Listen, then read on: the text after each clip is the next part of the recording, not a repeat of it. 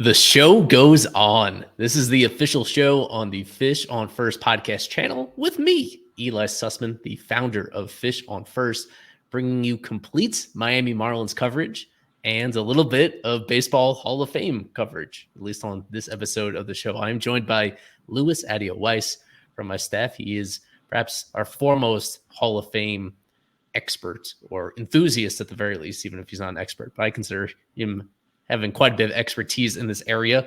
Recording this final week of December, the final few days of the Hall of Fame BBWAA voting period. We still have our last chance to influence the experts out there that actually have voting power in this subject. The votes have been coming in, tracking how things are going. We already know former Marlins manager Jim Leyland. He's going into the Hall of Fame in the class of 2024. So now the question is, which players are going to join him? Those are the ones that are on this ballot and get elected in this particular way. A few of them with Marlins connections. One player in particular, very strong Marlins connections in here. For everybody watching us on YouTube, hope you enjoy. We're also wherever you get your podcasts. Search for Fish on First. Subscribe to us over there. Almost at 2,000 YouTube subscribers. So if we get to that number before the new year, all the better. I encourage you guys to do that and pass that around because we do a whole lot more video content on this channel in addition to our podcast episodes. But you will be able to find all our shows on here, from the official show, Fish Unfiltered, Big Fish Small Pod, etc. You'll find those here. Talking about Marlins stuff and a time of year where the Marlins themselves aren't giving us a whole lot of contemporary content to cover. So this felt like the perfect time to pivot to the Hall of Fame discussion. So ballot up on the screen for people watching at home. A pretty stacked ballot, isn't it, Louis? It's hard to go wrong. It's a deep one, a lot of different backgrounds and profiles to consider here. I think we're in a pretty good position to discuss. And then a lot of guys that obviously you and I deem Hall of Famers, and even the guys that we feel are going to fall off first year, just terrific careers and individual moments that we still remember, despite the fact that their careers as a whole may not be, worthy of induction per the standards that we've kind of established over time since the Hall opened in 1936. But yeah, and I mean, this is honestly one of the most exciting ballots I remember in recent years. There's still a bit of controversy surrounding it, given a couple of the names that are on there. But then again, there's also been enough time that's passed where these opinions regarding, say, steroid guys or people who have kind of done things that go against baseball's unspoken moral code, we've kind of come to better form opinions on, or at least we have more nuanced opinions on at this stage. Yeah, I mean, I'm very excited about this announcement because there's just, given the way I consume baseball and maybe what numbers I value relative to people who, other people, say people who grew up watching baseball, a generation or so before me.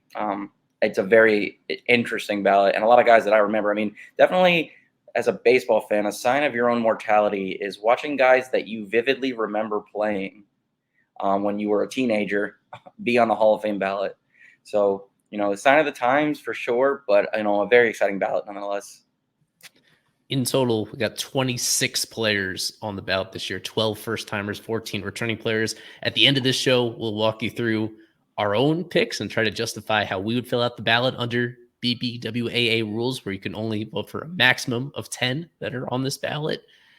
And in between, we'll just go one by one through most of the notable players on here and try to maybe teach you guys a thing or two, or just give our perspective on them one way or another.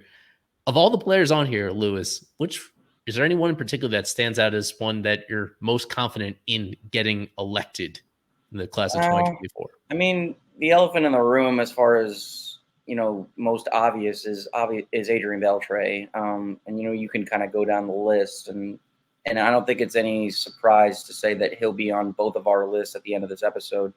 You have 93 plus Baseball Reference WAR, a combination of power and defense. I mean, we talk about Andruw Jones as somebody whose first 10 years were just about, the best we had ever seen from a center fielder minus Willie Mays. And I think the opposite can kind of be said to an extent for Adrian Beltre, where if you compare the relative adjusted OPS pluses and even their home run numbers, Andruw Jones doesn't have a lot of the counting stats that Beltre does. They kind of aged in reverse order. And but Beltre and adjusted OPS plus, they're very similar. but Beltre's just overall combination of skills. There's for every Willie Mays and Barry Bonds, guys who could essentially do everything. There were guys that did a lot of things very well, and maybe not to the degree of those guys. I feel like Beltre kind of falls into that category, but then there's other things that this guy does, particularly Beltre, that are far and above everybody else. I mean, Beltre is a defensive run safe stalwart. I mean, if you go by DRS in the history of baseball since 2003, when that stat's been tracked, only Andrelton Simmons has the same number of DRS as Adrian Beltre. I mean, he saved by DRS, and that's not including the first parts of the first 5 seasons of his career, 200 runs on defense, and that's as he aged as well. So, I mean, if you think about, then you look at the totality of his career, he's got the 3,000 hits, 475 plus home runs. You can argue that maybe he deserved more Gold Gloves given how superlative his defense was, but he's honest. He's one of the most, and just as a personality, that's just kind of like the icing on the cake of an already incredible historic career. He's, top 3-5 third baseman of all time for me, and clearly is the most obvious guy just by mere value accrued over the course of his career. He is the guy that I think we'll see get in for sure this year. He won't get in unanimously for anybody that is not following the track, and we'll be referring to this throughout the show, the Hall of Fame tracker that Ryan Thibodeau has operated for at least a decade at this point. 57 official ballots have been revealed to him, submitted to him, shared with him in one way or another, and Beltre only appearing on 56 of them as of this recording. So 98.2%. That is his vote percentage. Only one person kept him out and really didn't elaborate on why they didn't. That is a theme that you usually see from very questionable ballots, is that there's not a whole lot justifying or explaining the rationale behind them.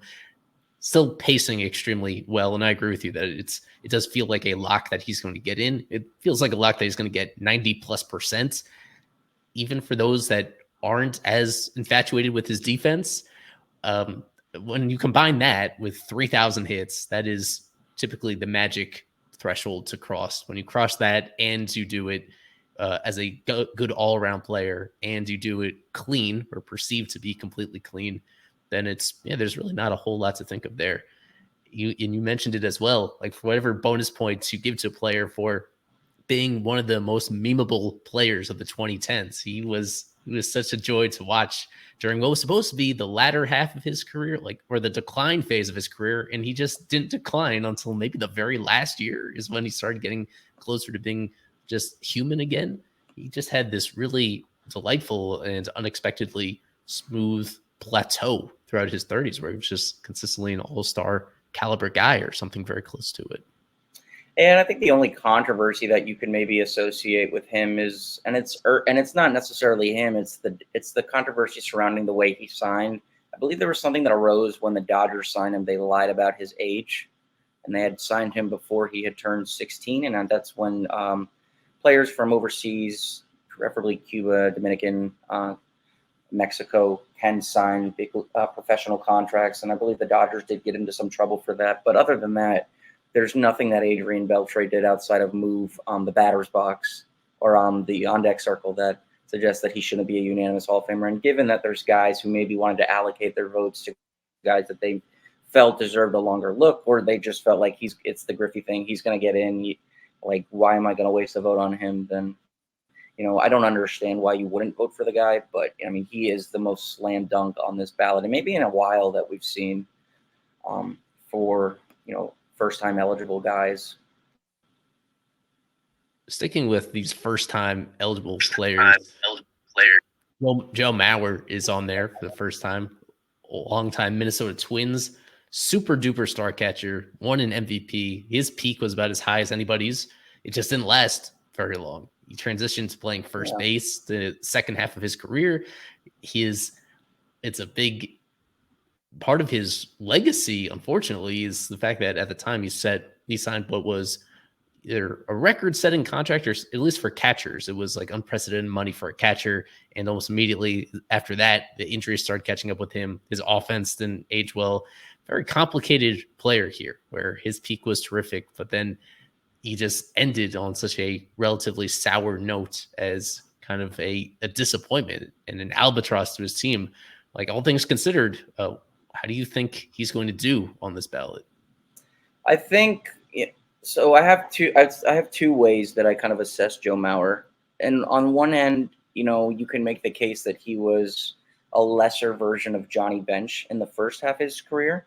When you look at adjusted OPS plus, and his adjusted OPS plus mirrors Bench, who again we credit as a catcher, and he won, I believe, was it 9 or 10 Gold Gloves as a catcher. But Johnny Bench also had experience playing games in the outfield and first base and third base. And near the end of Johnny Bench's career, Johnny Bench was primarily a third baseman and a first baseman. So, even he, as the all-around mighty best catcher of all time, even he was subject to moving across the field, the way that Mauer played first base, and the outfield cameos. But back to your question, I mean, he was the first half of his career. He's one of the best catchers we had ever seen as far as just a complete profile. I mean, this was a guy who led his basketball team in scoring in high school.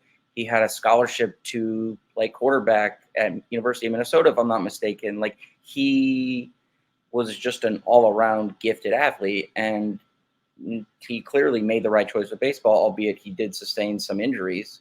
He had the problems with the concussions and all those accompanying injuries after the fact. And you can make the debate that he was more of about a league average to a slightly above league average hitter once he became a first baseman, and that his offense never really matched up with what the prototypical first baseman was expected to do.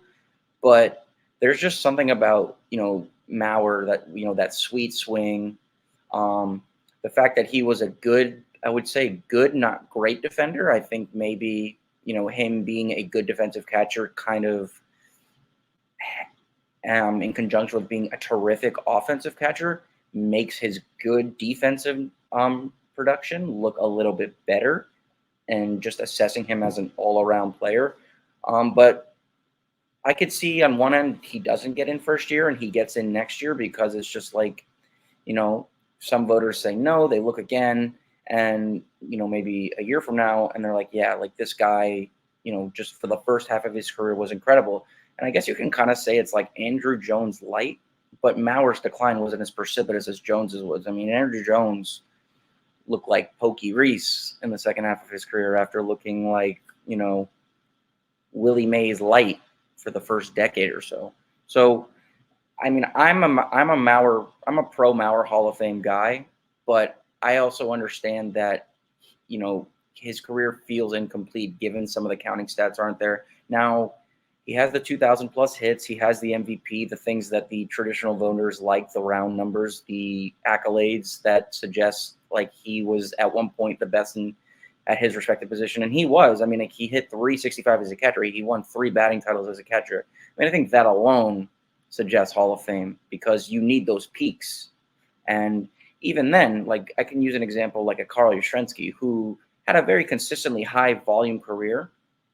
But Carl Yastrzemski probably got in the Hall of Fame on merits of the Triple Crown, the MVP, and then the years where he gradually declined and was still a good, albeit not superstar level player. And Mauer didn't have as much of that downward and spiral performance that would give him over the 60 WAR threshold, get him maybe 2,500 hits. So I don't use that against him. I give a guy credit in realizing that, hey, I've given the sport my all for, 14, 15 years. And it's, now is as good as ever to hang it up while I still have my, physical capabilities intact. So I won't use it against him. And I mean, personally, I think Mauer, given his, at his best, he is a Hall of Famer in my opinion. And I definitely had him on my ballot as well.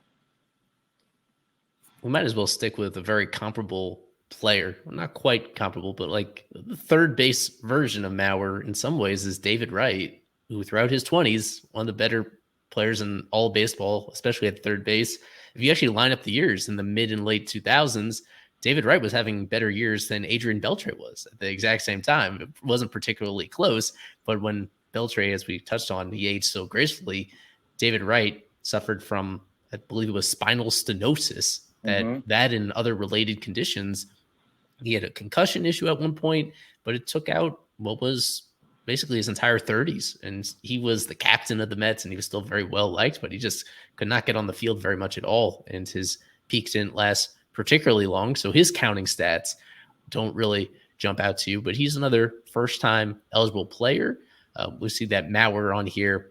He's going to be close in his first year, it seems, tracking over 80% of the vote so far, whereas David Wright, only 7%. So the question with Wright is, does he even get, for sure, more than one shot to stay on the ballot and make an impression? Do you think that, due to the uniqueness of his case, you think he's going to get enough to just at least stick around for the 2025 balloting? So, and it's so similar to Mauer, but again, Wright gave us so little, and that wasn't his fault. I mean, we knew he tried everything upon the spinal stenosis diagnosis, I believe, and that was 2014 or 15 to come back. But if you just look at the overall profile, I mean, it's like 7,000 or so plate appearances of a 133 OPS plus. Like, that's pretty remarkable. I mean, you could look at the number of third basemen who did that, and I'm sure it's, it's not many. But then you say, like, look at a guy like Scott Rowland, who, again, like, had years near the end of his career where he was less of the player that we knew, albeit his defense aged well. David Wright, maybe not the best defender at third base, but he kind of could, not that he could fake it there, but he had the body to play third base into his early 30s. And it was really, I think it was the last time he had a full season, he was 31. And, if you really want to get pedantic with WAR, his WAR is in that same ballpark as Sandy Koufax, but David Wright wasn't for 4 or 5 years as transcendent as Koufax was. And, that's not to go against him. I mean, he was a terrific player. I mean, like, if he kept playing, he probably would have stolen 250 bases, hit over 300 home runs, easily eclipsed 2,000 hits. And yes, he would have declined, but I think his numbers at the end of the day would have been in that, like, Ron Santo tier. I mean, of somebody who, would have gotten more Hall of Fame love. And, it's similar to like a Catfish Hunter, or, like, if you really want an example, Thurman Munson. Thurman Munson, who accrued about 46 WAR as a catcher, which, again, merits more of a look for him, though the ensuing ballots he's been on falling off haven't been enough to get him elected. He died in a plane crash at the age of 32. And David Wright, his career, fortunately didn't end as tragically, was kind of cut short due to injury, but they sit in that same WAR threshold. They were similar players for their respective positions as far as stature goes, being well regarded, playing in New York. But they never really got that opportunity to further add to their case. And I feel like, I think I wrote one time that I felt like Thurman Munson and David Wright were kind of like the 1-1 for, like, careers cut short outside of Sandy Koufax that deserve deeper Hall of Fame looks. But the more I look at it now, I just think maybe, he deserves maybe more love. And if that love is getting at least the minimum 5% to stay on the ballot, then allow it. But I don't think he had, enough, not down years, or enough years in the later part of his 30s to accrue the numbers that would suggest he is a Hall of Famer. I think he had a Hall of Fame peak, but I don't think his career as a whole was enough to get into the Hall of Fame. Well, the one other first-time candidate that we need to be sure to give quite a bit of time to is one that you've already written quite extensively about, former Marlins nemesis, Chase Utley. His first year on the ballot as well. Somebody that was pretty inarguably the best player on those Phillies teams, yet at that time, he wasn't really recognized as the best player on those Phillies teams because he didn't hit for as much power as Ryan Howard. He didn't play shortstop like Jimmy Rollins did. So he didn't have quite the accolades you would expect from a surefire Hall of Fame candidate. And yet, if you just compare him to contemporaries at his own position, and as you did on Fish on First, if you look at just his overall value that he provided during the peak of his career, he is pretty squarely in this conversation. And just give people a bit of a summary of what it is that you find so impressive about him. I mean, we sports fans love the narrative of building a team and winning, right? I think, as you or I do, because it just kind of, there's a lot of decisions that have to be made, big and small, that go into the crafting eventual, championship teams and even teams that make the playoffs. There's merit in that as well. I mean, Chase Utley, like for 5 seasons, like between 2005 and 2010, other than maybe Alex Rodriguez, like was probably the best all-around player in baseball. Like if you look at WAR, I think only Albert Pujols had more WAR at a position out of any player in baseball in between 05 and 2012 that Chase Utley did, and he was a 7-win player for 5 straight seasons. And then if you assess him over 2005 to say 2012, that still averages out to about a 6-win player. Now those first half of the first 5 or so years of that sample do a bit of the heavy lifting in that kind of like average peak, but Chase Utley was he's a 65 WAR guy. He all around efficiently terrific base runner, hit for power at second base, played defense that was not adequate, that was not fairly assessed in his career because he never won a Gold Glove. The biggest case I can always make for him winning one would have been 2008. The year where Brandon Phillips, I believe, won it for the Reds, and Chase Utley led all of baseball in defensive wins above replacement and saved something like 30 runs. He has over 120 fielding runs. But things people will use against him are the counting stats. Obviously, he doesn't have 2,000 hits. He never won a Gold Glove. He never won an MVP. And I think that's because we kind of, unfortunately, Chase Utley came at a time when we were kind of just getting out or in the last stages of traditional player evaluation. The rigor mortis hadn't fully set in on devaluing counting stats, although we still use them in Hall of Fame analysis, even when embracing the new age stuff. I still think guys like Ryan Howard and, Pat Burrell and Rollins, his double play partner, and those guys stole a lot of the attention, but really Utley was the guy on a team that won 5 straight division titles. They went to 2 straight World Series, and for things that guys like Ryan Howard lacked, or maybe Rollins lacked, Utley had, as a more well-rounded player. And I think that's why, similar to Beltre, albeit to a lesser extent, why I think personally, if it were up to me, he'd be in first ballot, but I don't know if that's going to happen, though he does seem to be getting a lot of support. And it's interesting that we talk about him. I feel like the election of the guys like Scott Rowland and some of those analytic darling guys who did it with defense and, above average, albeit not like transcendent offensive talents, are getting elevated first time on the ballot. Maybe Utley is like that first time guy to really benefit from that. Maybe, the election of guys like Rowland and Larry Walker have kind of forced us to do a deeper dive in maybe what we think is important. And Utley is, I think, going to be the first guy as a first-year candidate to benefit from the election of those guys. And if it were up to me, I think he gets in first ballot. I hated him when he played, but assessing his career later on, and just everything that he did well, first for me, he's about a slam dunk minus Beltre as I think there is on this current ballot, besides maybe another guy that we're going to talk about shortly. But yeah, Hall of Famer for me, 100%. To add to your comparison to Rowland's first year on the ballot, 10% of the vote.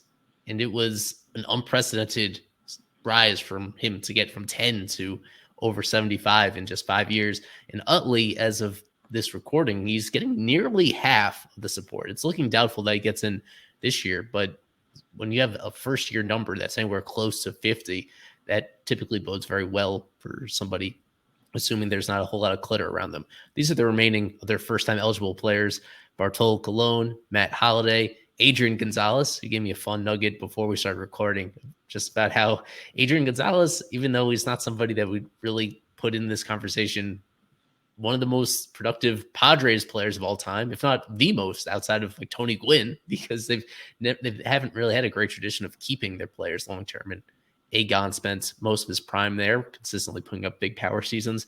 Jose Bautista, Jose Reyes, former Marlin, for 1 season. Victor Martinez, James Shields, and the guy who stole all of Chase Utley's Gold Glove hardware, Brandon Phillips. He won 4 Gold Gloves in the National League, all of those overlapping with when Utley was in the same league, but Phillips had a flashier style. Any of those other guys that you think is worth a conversation about?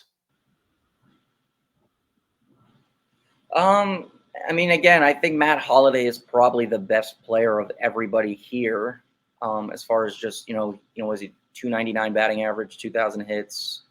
He clearly showed that you don't just hit if you're in Colorado, as his OPS, this is just OPS plus in St. Louis is 138. I believe in Colorado was like 131 or 133.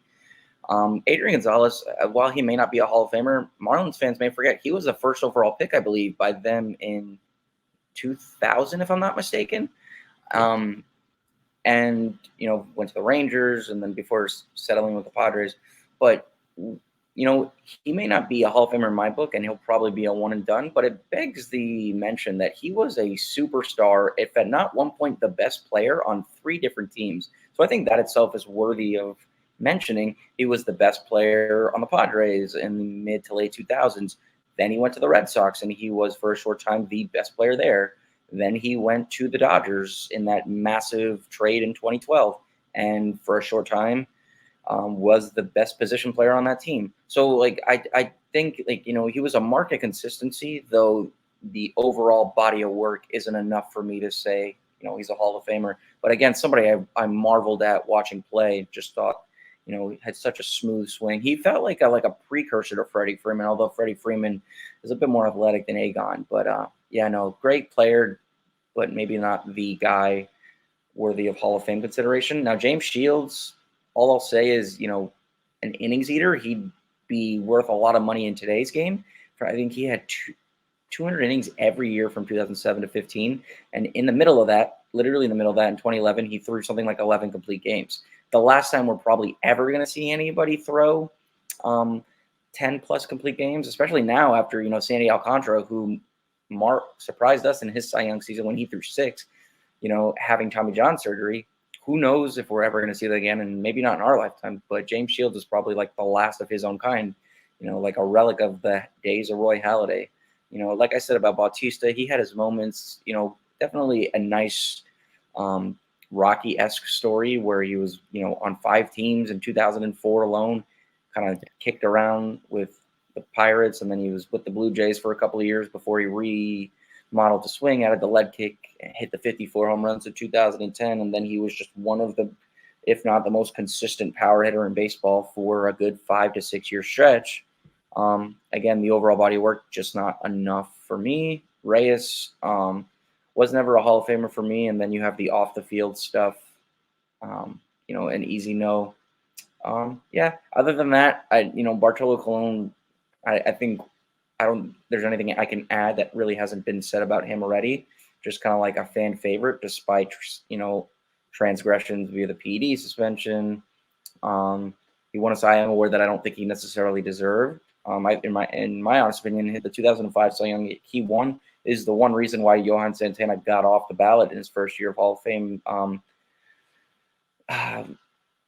Hall of Fame balloting, because he would have won 3 consecutive Cy Youngs, and I don't think you kick a guy out, despite how diminished his career is, if he wins 3 Cy Youngs in a row. That's Koufax-esque. So, Cologne. But other than that, none of these guys here, beyond the ones we've already discussed, scream or at least hint at Hall of Famer to me. Don't close the book on Bartolo yet. He is still adding to his playing accolades in Baseball United, that new league that started up in the Middle East. I think their season officially gets going in late 2024, and he's signed up for that. He's in his 50s, but he's still going along, still piling up counting stats in brand new leagues. We'll see what those look like when it actually gets going. Yeah, well, I mean, heads up to Cologne, a good all around personality, but maybe not, Hall of Fame worthy. Pivoting to the guys that were returning from previous ballots on here, 14 other players that were already on here previous years, along with Louis Addeo-Weiss, Ely Sussman here. I guess the one that seems most likely to get in, I think this is an order for people watching. This is an order from left to right, from top to bottom of guys that had the highest voting percentage from 2023. Todd Helton was on the brink, got over 70% in the previous voting cycle. Another player that has spent his entire career playing home games in high altitude, but that glass ceiling was mostly shattered by Larry Walker when he got in. The fact that Walker's stats were taken seriously during the prime of his career in Colorado, and now Helton, it seems that he's getting just enough support to get over the line. So how do you feel about him? And this would be really setting an, it'd be kind of unprecedented for somebody that was a lifetime Rocky to get in and overcome those biases that seem to work against them. Here's my take on it that I feel like maybe makes me a contrarian. The Colorado Rockies, the last time I checked, are a Major League Baseball team. Yes, there's 30 Major League Baseball teams. Sure, I believe in things like park factors, and I'm not a stranger to the concept that hitting in Coors Field is like something that every hitter dreams of. Just look at Michael Kadire, who was like an average hitter, and then for 2 years he looked like Justin Morneau in Colorado. I believe he won a batting title there. But if you play Major League Baseball, you're still facing Major League pitching, pitchers making decisions, teams, running scouting reports. I don't use it against somebody when assessing their case for the Hall of Fame. Here is a stat that I wrote down that I will give you, and I have a piece coming out in the coming days on Fish on First regarding my potential Hall of Fame ballot that you'll hear at the end of the show. There are 113 players in the Hall of Fame, position players, that have a lower OPS for their respective careers than Todd Helton does on the road. Last I checked, the Rockies don't play home games on the road, nor do any team play their home games on the road. Todd Helton on the road, yes, his home OPS is 1,048. Okay, we get it. Coors Field, there is going to be a drop off if you're playing your entire career there. Helton's road OPS is still 855. Here are some of the names that he has a better road OPS than. Some of these guys are questionable Hall of Famers, and some of these guys got 90+% and are in for very valid reasons. George Sisler, Tony Gwynn, Billy Williams, Minnie Minoso, Gil Hodges, Reggie Jackson, Carl Yastrzemski, Derek Jeter, Enos Slaughter, Eddie Murray, Roberto Clemente, Yogi Berra, Ernie Banks, Dave Winfield, Ron Santo, Joe Gordon, Rod Carew, Ricky Henderson, Joe Morgan, Johnny Bench, Paul Molitor, Barry Larkin, Roberto Alomar. There are multiple other guys, including our own Andre Dawson, that for their careers, minimum 4,000 plate appearances, had a lower career OPS than Todd Helton had OPS on the road. Again, he didn't play those games in Colorado. So why am I going to use his home numbers against him when on the road he still showed in a 4,000 plate appearance sample, which is about 9 seasons, that he was a better hitter than 113 Hall of Famers? There may be holes in my argument, but I posit that Todd Helton is a Hall of Famer. He got 72% last year, and he should walk in this year. He should get 85, 90%. And just get in. I mean, you can make an argument that before Jeff Kent won his MVP, before Barry Bonds went on a 4-year run in 2001 to 4, that Todd Helton was the best player in the National League in 2000. And, the way that we say Joe Mauer's MVP is maybe one of the separators that merits his induction, we could have said that for Helton. Revisionist history and what analytics tend to do, sure. Give him an MVP and throw his ass in the Hall of Fame. That's fine.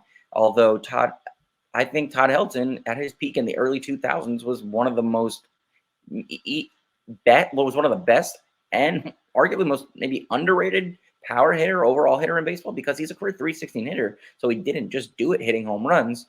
It begs mentioning too, he has the same number of career home runs as Joe DiMaggio. Not that that's going to be the thing that says to voters, Joe DiMaggio, Todd Helton, same playing field. That's not to be said at all. Adjusted OPS Plus would disagree by 22 points. But Todd Helton on the road was still an incredible hitter, as was Larry Walker, whose road OPS was 865. So what am I missing here that just because he played his games at Coors Field is there to say, minus a decline at the end of his career, similar to what Mauer had, where he was more of just an average hitter? What else is there to be said that suggests that he isn't a Hall of Famer? I'll let Yeah, you counter that if you want, or just concur, whatever you want. well, as you were talking, it really did come to me that I don't even think the Coors bias is the biggest thing working against him. It is more so about the context of his performance coming up in the late 90s and having his prime years in the early 2000s, putting up power numbers that would look pretty impressive in any other era.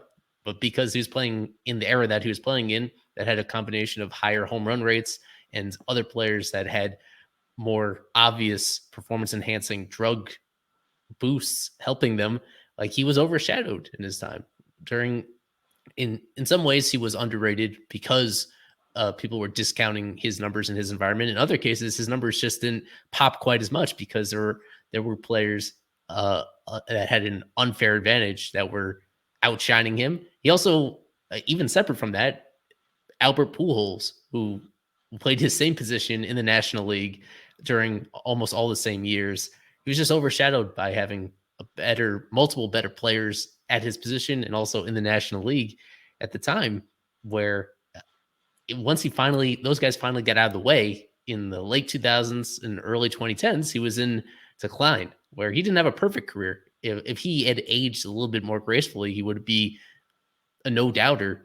But because later on he dealt with some injuries, his power really fell off a cliff during that second half of his career. Over his last 9 seasons, he never hit more than 17 home runs.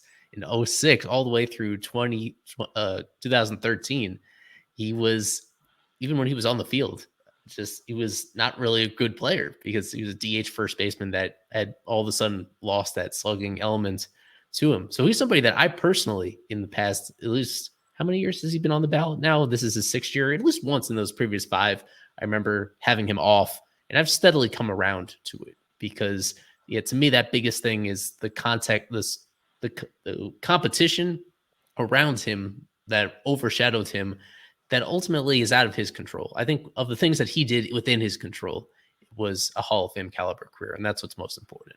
I think the character clause, people may hold the DUIs that he accrued over the course of his career against him, but it's an off-field transgression that it's unexcusable, but I don't think is enough to say, hey, like, this guy is not, worthy of the Hall of Fame. And that maybe gets me to another guy who has a Hall of Fame caliber career and has an on-field transgression that we later learned about, and that's, Carlos Beltran.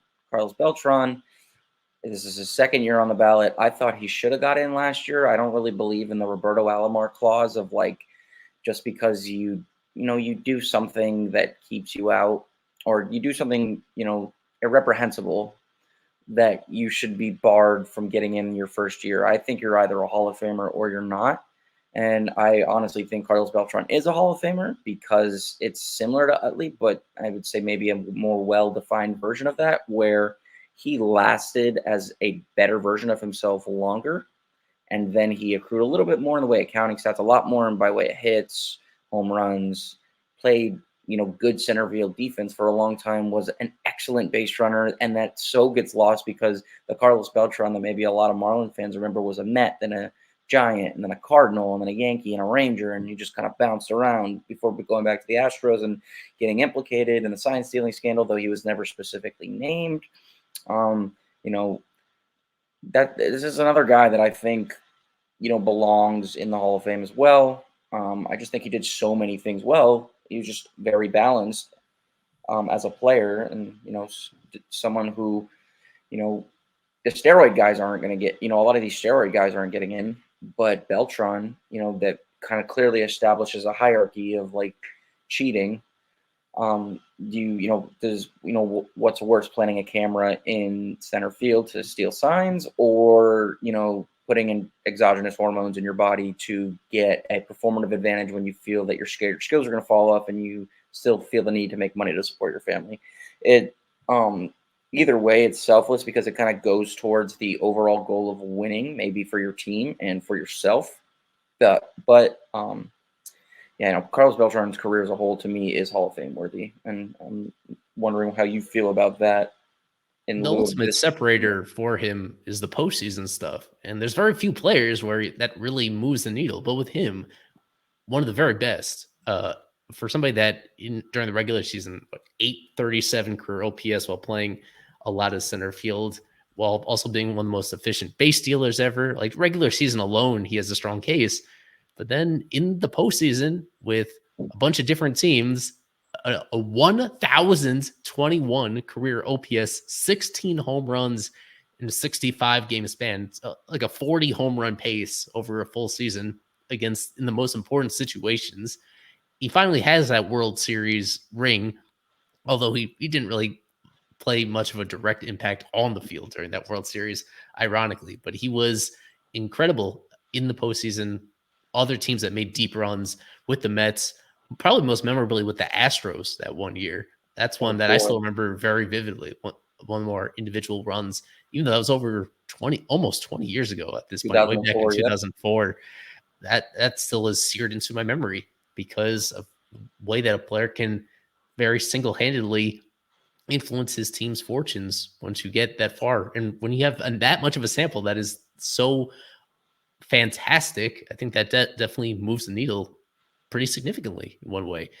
For whatever negative effects that scandal has over him, there's also a whole lot of accounts of people talking about him being a really influential, in a good way, an influential teammate, being a bilingual player that was also just very generous with his time and with his guidance.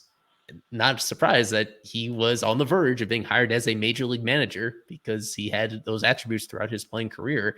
And I still suspect that eventually he'll get back into that opportunity just because he's a pretty special player. Somebody that, for as talented as he was just as impressive. His understanding of the game was also just made a difference, and that impacted wins and losses over a very long period of time in a lot of different environments that he found himself playing in.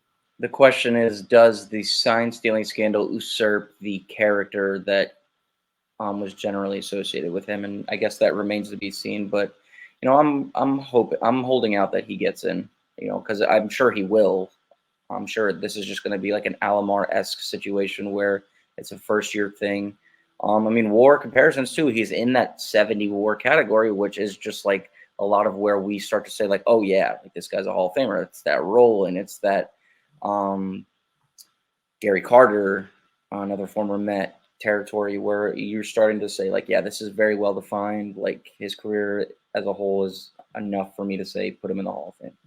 So, yeah. Well, we should go to a player that I know we disagree on. Well, the one player on here that we have the clearest difference of opinion on, Mr. Billy Wagner, one of the best closers ever, any way you slice it. Just an extraordinarily great reliever, but only a reliever. Didn't start a single game during his entire major league career. Never, ever. And unlike Beltran, didn't really do anything in the postseason that would bolster his case. His case is pretty simple about dominance. At a time where, if you look at the rest of this ballot, there really isn't another pitcher that screams dominance. But Billy Wagner, the stats are pretty mind-boggling when he did pitch over 900 innings mainly with National League teams. Tell us about Billy Wagner. You preface it by saying we disagree, and I'm not, and I know I'm not going to disagree with that, but I'm also not going to fully suggest that I don't have my reservations. Now, none of those reservations with Billy Wagner have anything to do with the 9 or so postseason innings that he pitched that were, let's just say less than stellar. Like, he was not good in the postseason, as was Trevor Hoffman. And I know, you're kind of against Trevor Hoffman being in the Hall of Fame. He was, for better or worse, an accumulator with a stat that we may be put too much stock in. But I think Billy Wagner combined, pitching the highest leverage inning, the 9th inning, with, some of the most unhittable stuff we had ever seen. And maybe, you want to talk about like a kind of just like out of nowhere story. Billy Wagner was originally right-handed as a kid, broke his arm, and taught himself to throw left-handed. Not only did he teach himself to throw left-handed, he became, other than Mariano Rivera, arguably the most dominant reliever per what his role was, for what he was asked to do in big league history. So the way I normally define a Hall of Famer, and you and I had a funny exchange about this the other day. I always kind of say that like a Hall of Fame caliber season is something that eclipses or flirts with 6 wins by wins above replacement. Obviously, as a reliever, the only way you're going to do that is if you're pitching in the 50s and the 60s and the 70s, where you're throwing 3 or 4 innings a game, having like a 1974 Mike Marshall season where you're going to throw 200 innings out of the bullpen and accrue that much volume and put up a lot of WAR. You can't do that as a reliever, and as is the case, Billy Wagner is a sub-30 win player by wins above replacement. Now, he only threw 903 innings, and maybe that volume on its own isn't substantial enough to get into a Hall of Fame. So I kind of came up with my own qualifier for what I feel is a Hall of Fame caliber season for a reliever. Now, I think it could be revised, but I'll give you some of it. So here's what I consider a Hall of Fame qualified season for a reliever.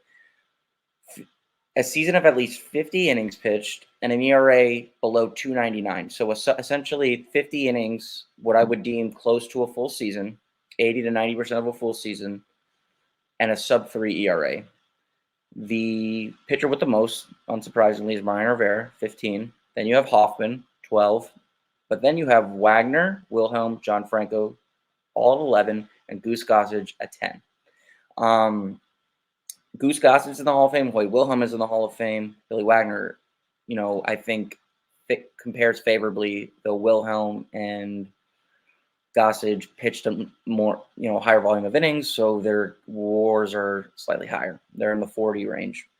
Then I was like, all right, well, that maybe seems a little bit too kind of like surface level for mere run prevention over volume. So then I decided to say, all right, let's do most seasons of 50 innings pitched, a sub-3 ERA, and 10 Ks per 9. And again, this is with the understanding that strikeouts weren't always at a premium in baseball history.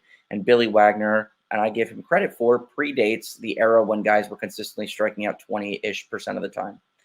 Here are the most seasons in reliever history of 50 innings, sub-3 ERA, and 10 or more strikeouts per 9. Billy Wagner has 11. Kenley Jansen has 8. Craig Kimbrell has 7. Kimbrell has 8. Chapman has 7. Joe Nathan has 6. K-Rod, who is kind of comparable in that value accrued, innings pitched, ERA per run prevention parameter, and Hoffman have 6. Now I wanted to do a longer look, and I know, and I'm getting to a point in a second, relievers with at least 750 innings pitched as a primary reliever and then a 150 or better ERA plus. So who prevented runs out of the bullpen at 50% better than their respective league average over the course of their career. The minimum of 750 innings pitched.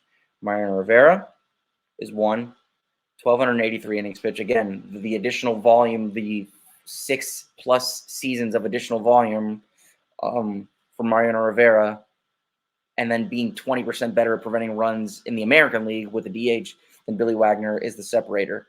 Then there's Billy Wagner at 187. Then you have Kimbrell, 171. Jansen and Pat Henke, 157, in about 800 innings apiece. Then you have Joe Nathan, who had another compelling Hall of Fame case, was off the first ballot, 151. That leads me to believe that like Wagner while he may be closer to a Kimbrell and a Jansen, still kind of like he is still above them. And like the separator between Kimbrell and Jansen is about the separator between Rivera and Wagner. And for my money, I would still posit that Billy Wagner is maybe the second best relief pitcher of all time.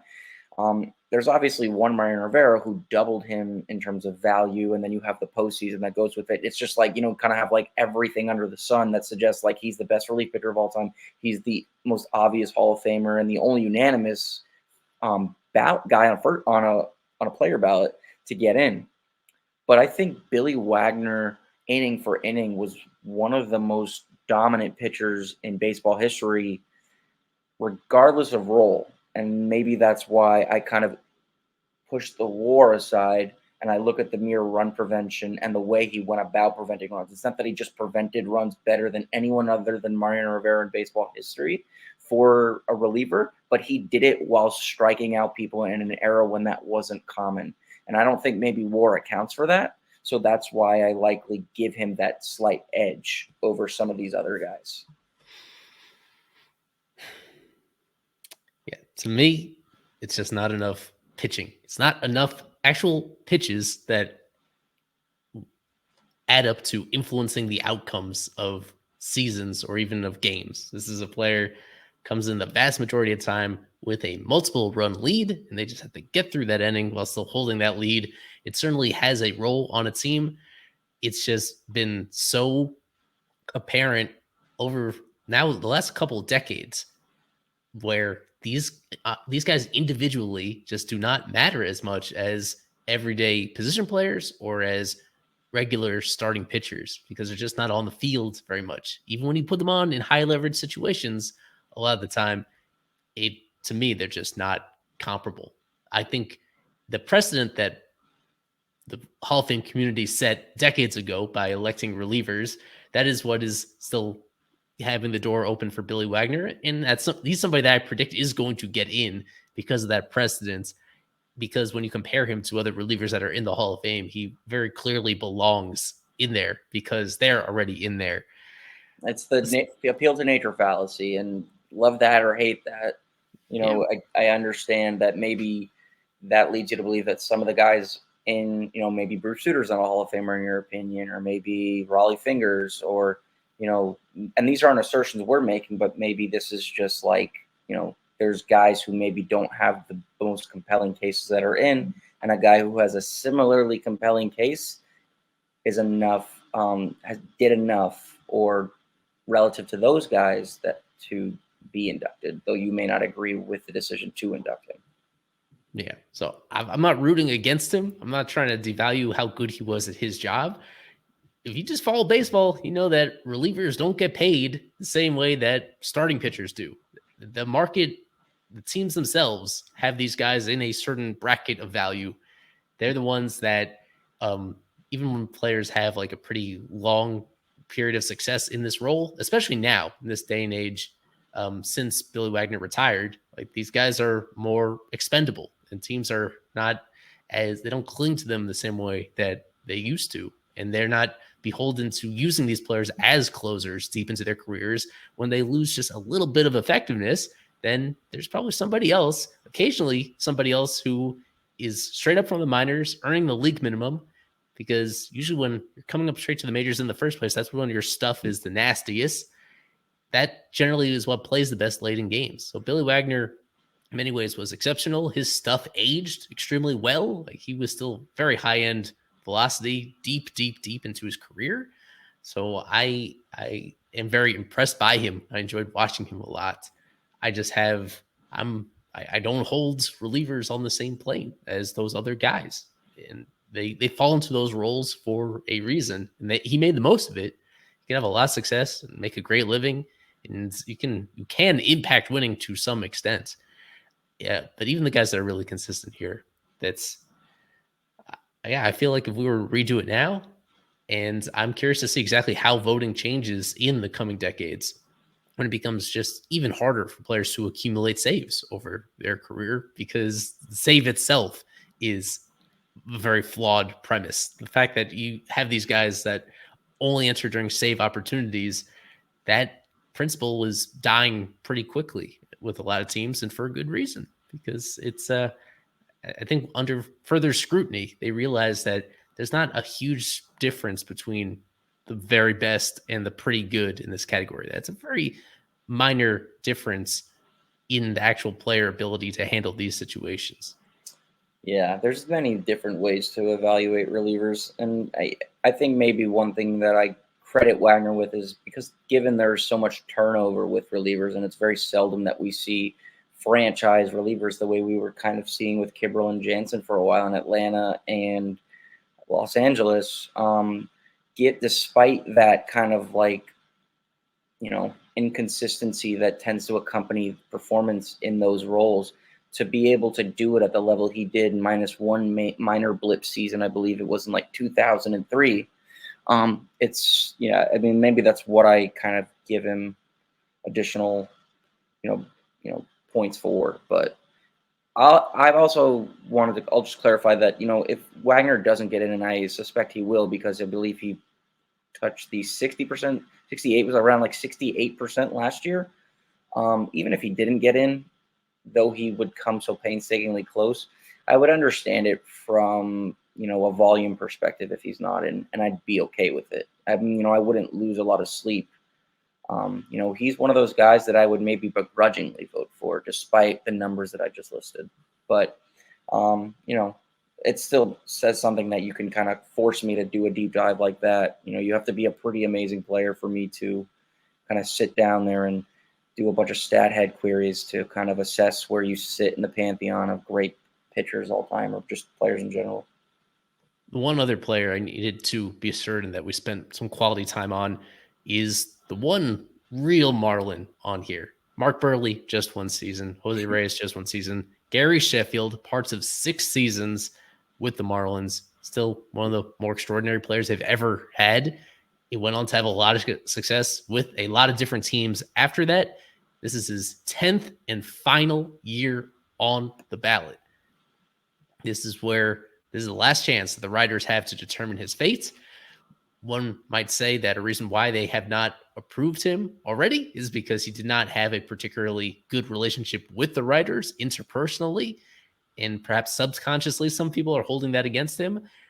There have been PED suspicions around him. There have been, as he explained in detail to Bob Nightingale earlier this month, for people that haven't read that, like, he very specifically laid out the circumstances by which he got steroids into his system unknowingly when recovering from a knee issue during the offseason, during one of his career, one portion of the middle of his career, really the latter half of it.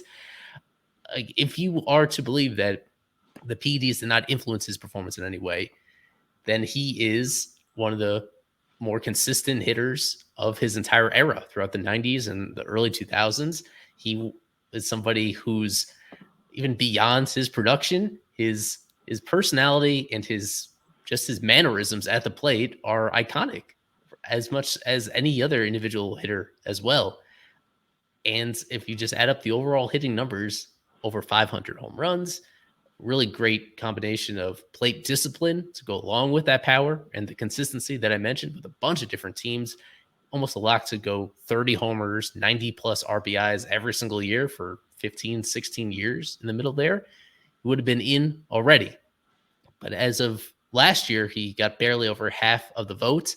And as of this recording, he is teetering right around that 75% threshold. But what I want you to tell me, Lewis, is how bad was his defense? Do you think his awful defense, his historically bad defense, is that the reason why perhaps is going to draw him down just enough so that he might have to be relegated to a special committee to get in future years? Yeah, I mean, being named in the Mitchell report, and then maybe the Barry Bonds ties with where he received the steroids, and I believe it was a cream that he said, a topical cream that he applied on his knee when recovering from an injury. It was either in 2003 or 4 when he was named in the Mitchell report.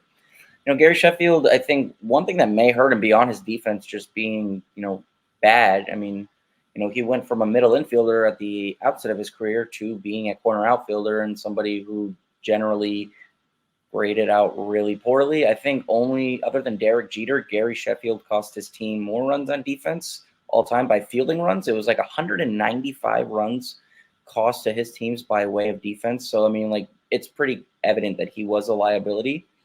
Now, that being said, Frank Thomas is in the Hall of Fame, and he put up more value, but that's also because he was an incredible hitter. And that actually got me to the next point, in that, I think Sheffield, despite offering less value than Frank Thomas defensively, despite the fact that Frank Thomas was a DH for, the last half of his career, there's 39 players in baseball history with 80 offensive wins above replacement. And Gary Sheffield is right there. He has 80.7 offensive WAR.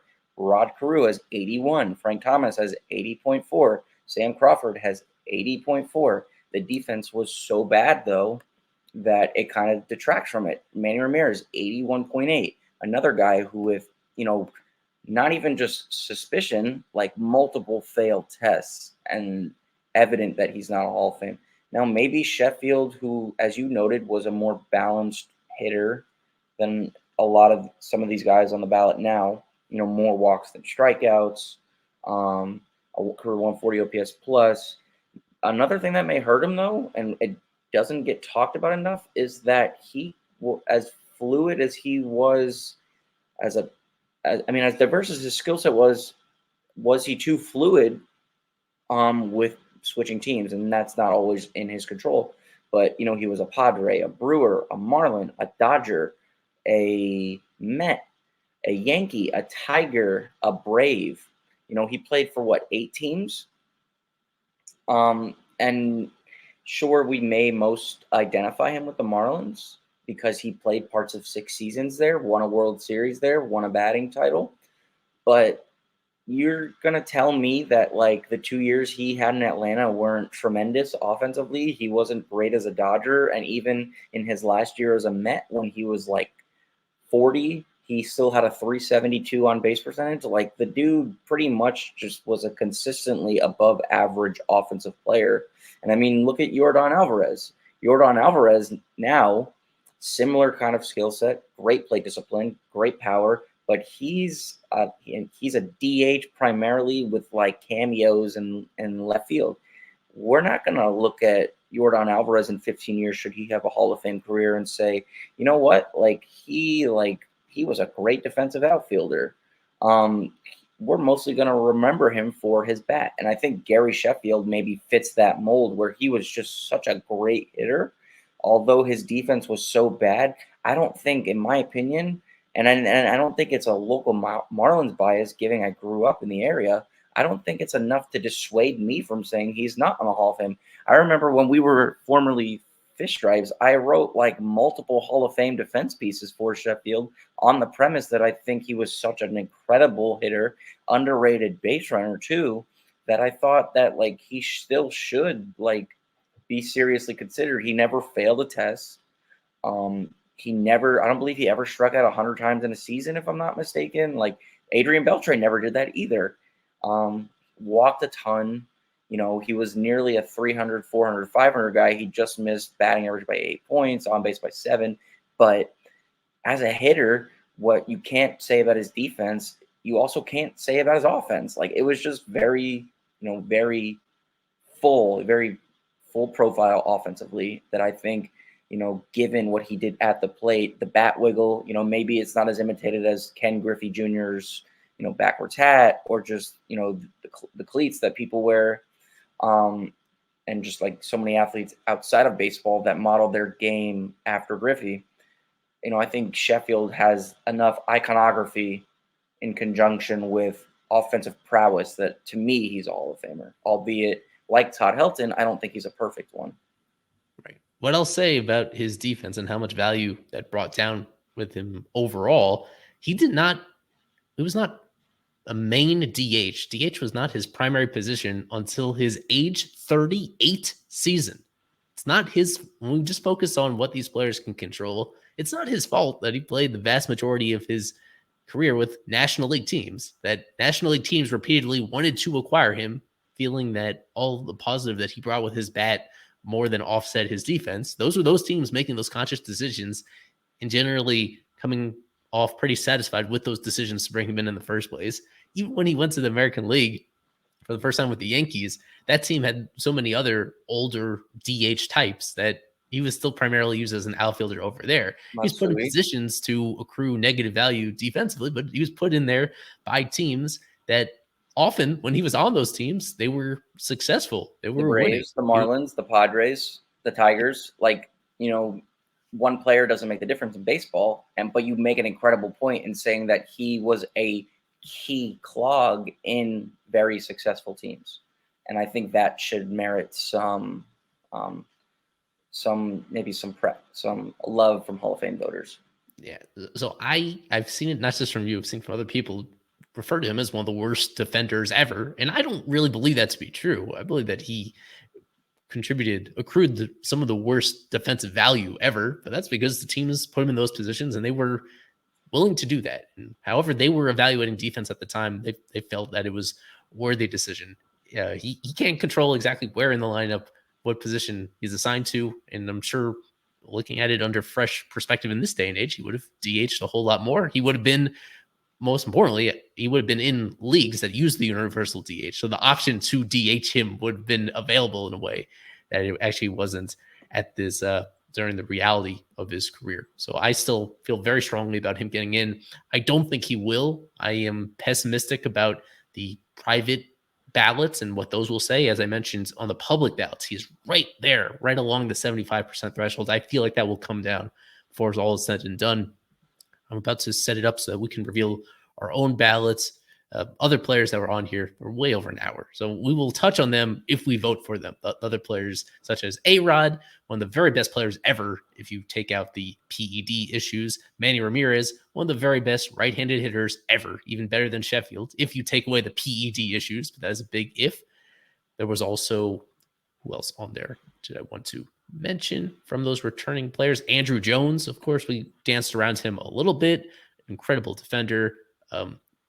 One of the better players in baseball throughout his 20s, but just didn't age very gracefully.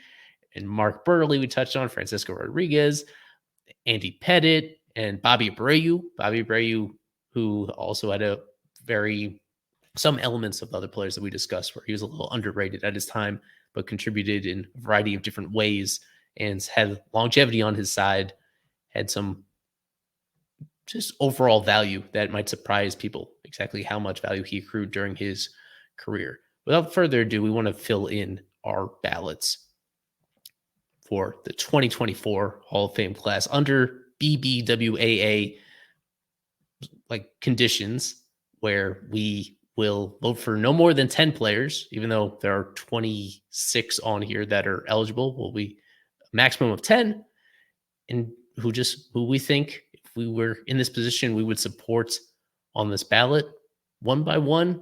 Lewis, I've not reviewed your ballot ahead of time, but I have a general idea where you lean on some of these guys. Who would you put on your Hall of Fame ballot for the class of 2024? I didn't vote for a full 10. Honorable mentions: Mark Burley, Andy Pettit. I kind of compared them. I did like a deep dive that I maybe shouldn't have spent so much time on. I did like some revisionist history and compared them to a pitcher by the name of Ted Lyons, who has one of the highest ERAs of anybody in the Hall of Fame. I believe his ERA is near 3.7, but he prevented runs at about 18% better than league average, similar to the way Burley did and Pettit did, though he threw about 700 or so more innings. But on a WAR per inning basis, they accrued WAR at a very similar pace. So maybe, we talked about the appeal to nature fallacy of this guy's in, so he should be in.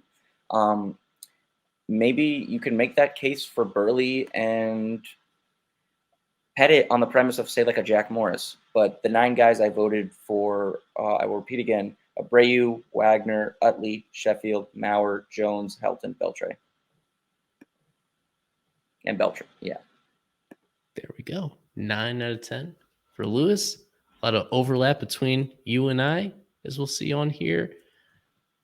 And we dove into most of these guys already, with the one exception of Abreu and Andrew Jones. Abreu is somebody I voted for in the past, and for who I'm voting with presently, I already filled mine out right here. I have a full ballot of 10 guys. I also have Carlos Beltran. I also have Adrian Beltre. I also have Todd Helton. I also have Joe Mauer, Andrew Jones, just like you, Gary Sheffield, Chase Utley. Where we differ, I was down to really 11 guys for 10 spots, and I considered dropping it down to 9. But the ones that I added in at the very end: Alex Rodriguez, Manny Ramirez, and Andy Pettit. With Pettit, initially my thought was him and Burley have so much in common that it should be either both of them or neither of them, and I was leaning towards neither.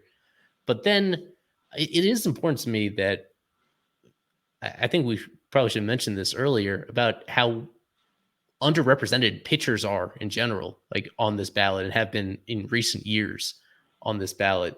And especially starting pitchers. There are some relievers that have gotten pretty strong support from the majority of people, such as Wagner, and some even considering K-Rod, Trevor Hoffman getting in the not too distant past. But starting pitchers, I don't want to undervalue the few that really stick around for a while, that are very consistent, and then also have really great peaks. With Pettit, I felt that his peak was just high enough. He really had 2 peak seasons that were very far apart from each other. One of them very early on with the Yankees. I believe he came relatively close to winning a Cy Young back then. 96.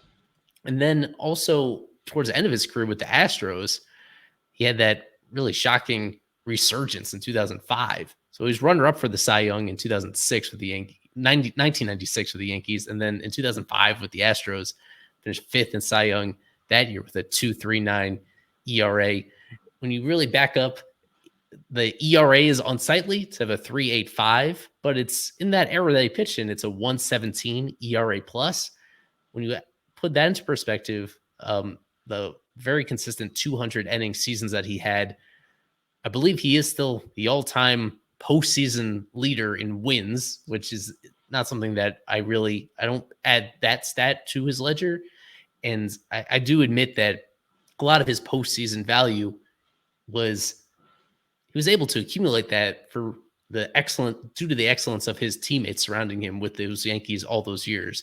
But for the most part, he did take advantage of those opportunities. He was a little bit better in the postseason than he even was during the regular season, even deep into those playoff runs consistently. All the extra volume that he picked up during the postseason, and to performing still pretty well in those what are essentially high leverage situations, almost every single start you make in the playoffs. I think there's enough bonus value there that to me pushes him in for me. So he's a real borderline guy. And I think it's pretty clear he's not going to get into the Hall of Fame in 2024. And I'm kind of doubtful that he gets in on the writer's ballot at all during his 10 years of eligibility. I do feel that it's important not to totally lose the starting pitchers of this era. And unfortunately, we have. So a vote for him is also like to make sure that Johan Santana's tenure on the ballot didn't go to waste. Some of the other, Felix Hernandez, same way. Like there are other pitchers that had even better peaks that unfortunately aren't going to get into the Hall. We're in this era where these pitchers just don't last very long. And even those that shine so brightly, they're not going to be taken seriously as Hall of Fame candidates when we use the standards of the past. But I think it really distorts the way that the game was played if we have so few pitchers that actually get in from these years. So that's why I felt like, even though all things considered, not the most exciting pick, I think he is, of the available starting pitching options that we have, he is the best of the bunch. Yeah, with A-Rod and with Manny, we could have a long conversation about how exactly to treat their PED transgressions. To me, I'm just fortunate. I'm satisfied with where we've gotten in Major League Baseball when it comes to PEDs, where guys that now are repeat offenders, their suspensions are so substantial that the penalties are so significant for actually testing positive and getting caught that it does pretty materially impact the way that guys put together their careers. It keeps them off the field for long enough. And I think it's a stronger deterrent than it used to be. The reality was we were coming from a time in the not too distant past for the majority of A-Rod's career and Manny's career, there weren't suspensions for guys even when they did test positive. Then it took a few more years for those punishments to have some real teeth to them. And because of that, they were on the field and they were so extraordinary when they were playing that, to me, I think that overrides any character concerns. And there are character concerns there that I just don't feel are totally disqualifying for a Baseball Hall of Fame. I think full ballot for me. My biggest issue with A-Rod, I mean, A-Rod, obviously, like, there's no denying that I think he is, like, one of the 25, maybe even 10 greatest players ever. But maybe there's something with not only failing multiple tests, but lying about it multiple times. And it doesn't get brought up enough, but there was a time when he tried to sue the Yankees in 2013. Like he was literally trying to sue the Yankees when this scandal broke, and he right ahead of him getting a 211 game suspension. You know, that is the team that paid you $275 million when they maybe shouldn't have after you opted out after your third MVP season in 2007. But again, that's the separator between with A-Rod is clearly like he cheated. But then there's the stories that have been substantiated by more than one person that go back to him using PEDs in high school. And sure, like we can kind of sit and pontificate on like how long has he been doing this? How much of his talent is actually aided by the PEDs? I don't know if you or I are really the ones that can quantify that. I just think we have to assess that evidence, use our own moral high grounds that we have established in our own minds, and then make the judgment of whether or not we think they are Hall of Famers on the merits of what they've done on and off the field. Would I maybe vote for Alex Rodriguez in the future? Sure, but I think it's it's similar to Wagner, albeit there's a lot more volume there. I mean, a lot more volume given the different positions played and value accrued.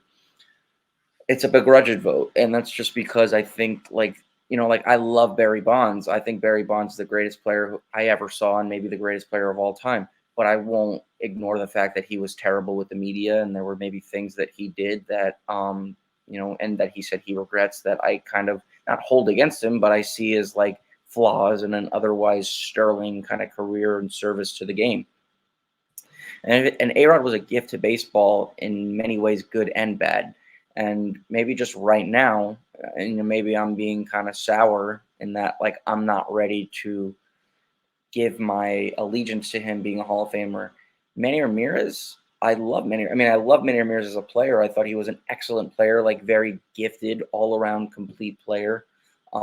Very, what the word is, very transparent in his honesty and the way he kind of went about things, but also kind of transgressive in a lot of the things that he did that rubbed people the wrong way, whether it's like high-fiving fans after you rob a home run or, the multiple PD suspensions and not even serving the second one, you just flat out retire and then you go to play baseball elsewhere.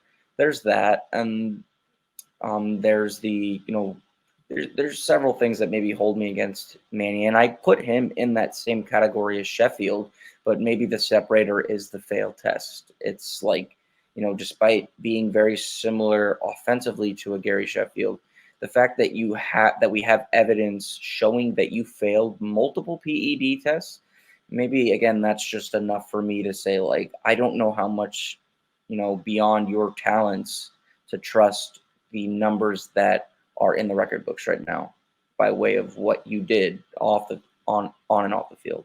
And again, that's probably where I'm stuck. Yeah. I have gone with some of these guys. I've gone back and forth through their years of eligibility, how I feel about them. And the reality is for the people actually voting, there are sometimes some tactical choices to make to ensure that certain worthy candidates receive enough of that vote, over 5%, to stay on the ballot in future years.